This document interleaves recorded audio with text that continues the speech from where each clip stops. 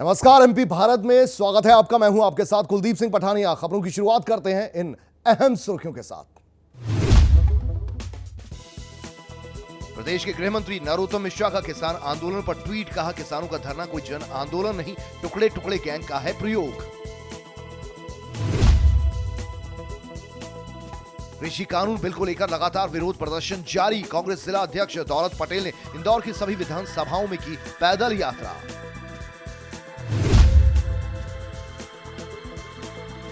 खनन माफियाओं को रोकने पर भांडेर एसडीएम के सुरक्षा गार्ड पर हुआ जानलेवा हमला। अवैध काम को रोकने पहुंचे थे एसडीएम।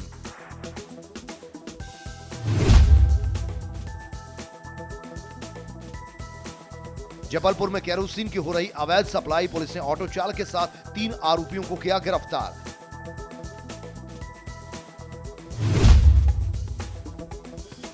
छतरपुर में अंधाधुंध फायरिंग में युवक की हत्या, बदमाश घटना को अंजाम देकर हुए फरार। 3 दिनों में 2 हत्याओं की घटना से जिले में दहशत।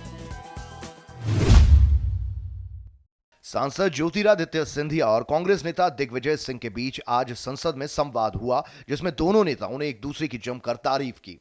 जब सिंधिया कृषि कानूनों और आम बजट पर मोदी सरकार की तारीफ कर रहे थे और यूपीए सरकार पर तंज कस रहे थे, तब दिग्विजय सिंह ने स्पीकर के माध्यम से कहा कि सभापति महोदय, मैं आपके माध्यम से सिंधिया जी को बधाई देता हूं। जितने अच्छे ढंग से वो यूपीए सरकार में सरकार का पक्ष रखते थे, उतने ही अच्छे ढंग से उन्होंने भाजपा का पक्ष रखा है।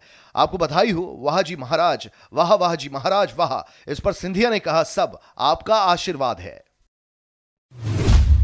प्रदेश के गृह मंत्री नरोत्तम मिश्रा ने ट्वीट कर कहा, किसानों का धरना कोई जन आंदोलन नहीं, टुकड़े टुकड़े गैंग का प्रयोग है। ट्वीट में उन्होंने कहा कि अगर ये गैंग सफल हुआ तो सीए, अनुच्छेद 370 और राम मंदिर के मुद्दों पर भी दबाव बनाने का रास्ता खुल जाएगा।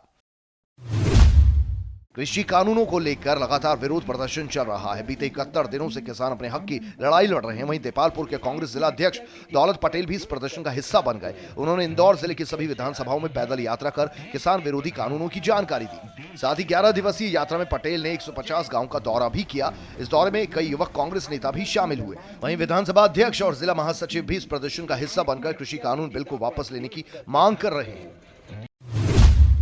भाजपा की सरकार ये बोलकर 3 बिल लेकर आए हैं, 3 कृषि कानून बनाए हैं कि इससे किसानों को लाभ पहुंचेगा, परंतु असल में उन बिलों का जो उद्देश्य है वो अलग ही है। उन बिलों का जो उद्देश्य है वो सिर्फ और सिर्फ 3 बिलों का उद्देश्य, और 3 बिल जो लाभ पहुंचाएंगे वो किस किस को पहुंचाएंगे। एक अडानी, अंबानी और नरेंद्र मोदी, इन 3 लोगों को ये बिल से फायदा होगा। बड़ी लाखों की तादाद में दिल्ली बॉर्डर से जो सटे एरिए हैं उन पर 2.5 महीने से किसान आंदोलन कर रहे हैं, परंतु भाजपा की ये गूंगी बहरी सरकार मानने को तैयार नहीं। प्रदेश में खनन माफियाओं के हौसले बुलंद हैं। दतिया में एसडीएम के सुरक्षा गार्ड पर जानलेवा हमला हुआ। वहां एसडीएम अवैध रूप से सड़क निर्माण के काम को रोकने पहुंचे थे। पुलिस को घटना की जानकारी देने पर भी कोई कार्रवाई नहीं हुई।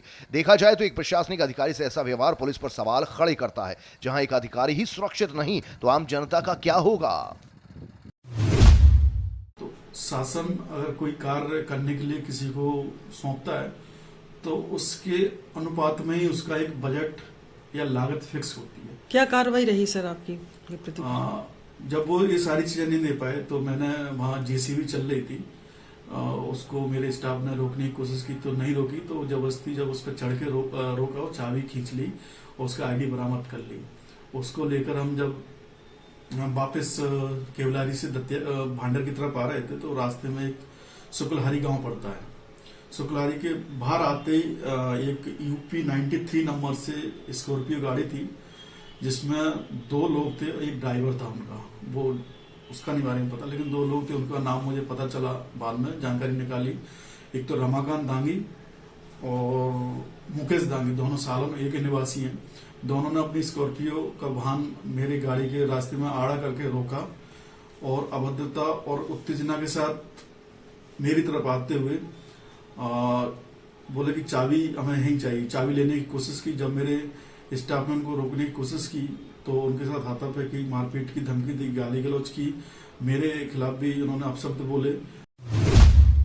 जबलपुर में अवैध केरोसिन ले जा रहे एक ऑटो को पुलिस ने जब्त किया। गढ़ा थाना एसआई ने ऑटो चालक के साथ 3 आरोपियों को भी गिरफ्तार किया। इनके पास से सैकड़ों लीटर नीला केरोसिन भी बरामद किया गया। पुलिस ने तुरंत कार्रवाई करते हुए खाद्य विभाग के अधिकारियों को सूचित किया और आरोपियों पर कार्रवाई करते हुए मामला दर्ज कर लिया।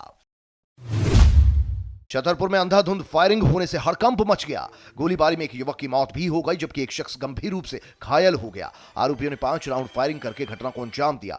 आपको बता दें कि 3 दिनों के अंदर 2 हत्याओं से शहर में दहशत का माहौल है। वहीं पुलिस इस बात को कह रही है कि जल्द से जल्द आरोपियों को गिरफ्तार कर लिया जाएगा।